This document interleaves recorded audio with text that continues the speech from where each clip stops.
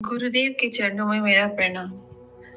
गुरुदेव, सबसे पहले तो मैं आपका बहुत बहुत धन्यवाद करना चाहती हूँ कि हम लोग आपकी वजह से एक सही दिशा में चल रहे हैं और परमात्मा के मार्ग पे आगे बढ़ रहे हैं। गुरुदेव, मेरा एक सवाल है कि जैसे हम लोग अमावस्या की पूजा करते हैं, पितरों की, मैंने सभी लोगों को देखा है ज्यादातर घरों में जो अमावस की पूजा करते हैं, गाय के उपले के ऊपर वो उनका भोग चढ़ाते हैं, कच्चा दूध चढ़ाते हैं, बताशे।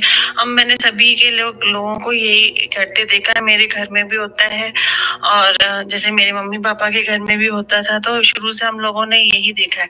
तो क्या ये सही है? इसी तरह से पितरों की पितरों को इसी तरह से पूजा जाता है?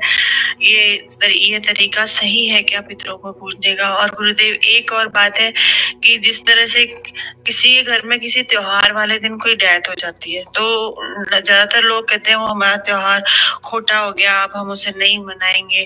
जैसे मेरे ससुराल में बहुत वर्षों पहले किसी की डेथ हो गई थी नवरात्रि के पहले दिवस पे, तो वो लोग आज तक हम लोगों के यहाँ खेतरी नहीं बीजते, कलश की स्थापना नहीं करते। तो क्या गुरुदेव ये सही है? कृपया मार्गदर्शन करें गुरुदेव। ओम नमः शिवाय। ये दो तीन बातें हमने पूछी हैं। एक तो पूछा अमावस्या पर हम पूजा करते हैं पितरों की, तो अलग अलग ढंग से विधान होता है, लेकिन कोई ऐसा जरूरी नहीं कि पितरों की पूजा आप अमावस पर ही करें। बहुत सारे और दिन आते हैं जिनमें आप उनको स्मरण कर सकते हैं।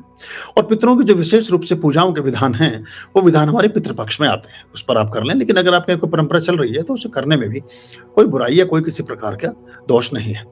आप उपले में एक्चुअली ये नहीं पता चलता कि उपला गाय का है कि भैंस का है। ज्यादातर लोगों ने अब गाय पालनी बंद कर दी हैं, ये सब जगह नहीं मिल पाती हैं और लोग झूठ बोल करके भी बेच देते हैं। अगर आप भैंस के उपले पर कर रहे हैं तो ये बिल्कुल ठीक नहीं है, ये नहीं करना चाहिए। तो गाय तो हमारे घरों में पलती नहीं, तो कैसे पता चलेगा कि गाय का है? तो कोशिश कर ले, जैसे हमने वो सांबरनी के बारे में आपको बताया था, वो छोटी सी कौन आती है, उसमें करके रख लें या किसी प्रकार से कर लें तो अच्छा होगा। पहले साधन नहीं थे, चीजें नहीं थी, लोगों के पास इतने उपाय नहीं थे, लोग कोयला, अंगीठी, इन चीजों का प्रयोग भी नहीं कर पाते थे और भी बहुत सारी चीजें प्रयोग में नहीं ला पाते थे। तो सिर्फ एक उपला ही ऐसा विधान था जिस पर हम कर लेते थे। लेकिन हमें ये समझना चाहिए कि बहुत सारे लोग जो उपलों को बेचते हैं वो बहुत प्रोफेशनली और दूसरे ढंग से फिर उन उपलों का निर्माण करते हैं। प्रोफेशनली मतलब उसमें फिर किसी भी चीज का, फिर घोड़े की लीद भी हो सकती है, गधे की लीद भी हो सकती है, मतलब अगर ऊंट की भी हो सकती है, मतलब बहुत सारे ऐसे, या फिर वो आप पहचान कैसे पाएंगे उसको? तो उस पर किसी भी प्रकार के पूजा पाठ का निषेध होता है। तो हमें पहले अग्नि भी जब हम घर में मांग कर, पहले क्या होता था, चूल्हे जलते थे तो अग्नि को स्थापित करने का एक आयाम होता था।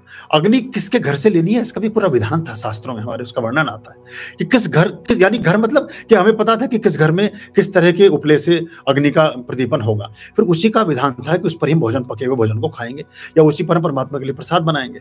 तो अगर वो वास्तव में गाय का ही उपला है और आप उसको अच्छे तरह से आश्वस्त हैं तो आप कर सकते हैं। लेकिन कोशिश करें कि विशेष रूप से जो शुद्ध सात्विकता वाले पाठ हैं, उपलों पर पाठ ज्यादातर उतारों के लिए किए जाते हैं मुख्यतः। लेकिन जो पाठ शुभत्व को लेकर के हैं, जिससे आप घर में धन, सुख, समृद्धि और संपदा, शांति और संतोष पैदा करना चाहते हैं, उसके लिए प्रयास करें कि आप दूसरे तरह की जो स्वच्छ अग्नि है, स्पष्ट अग्नि है, उसका प्रयोग करें। अग्नि में जब नीलापन लिए हुए होती है अग्नि, आप कभी हमारे यहाँ कुंड में जब देखेंगे तो उस तरह से अग्नि का भी बड़ा विधान है, किस तरह की अग्नि को आपने आमंत्रित किया है। लेकिन एक अग्नि के बहुत सारे प्रारूप हैं, वो किस तरह से, कौन सी अग्नि विध्वंसक है, कौन सी अग्नि शुभत्व को लिए हुए है, कौन सी अग्नि आरोग्य को लेकर के आई है, कौन सी अग्नि आपके जीवन में, आपके जीवन को संचालित करने वाली है, कौन सी अग्नि जो है वो देवताओं को रिप्रेजेंट करती है। ये बड़ा गहरा विज्ञान है, उसको ख्याल में रख लेंगे तो अच्छा होगा।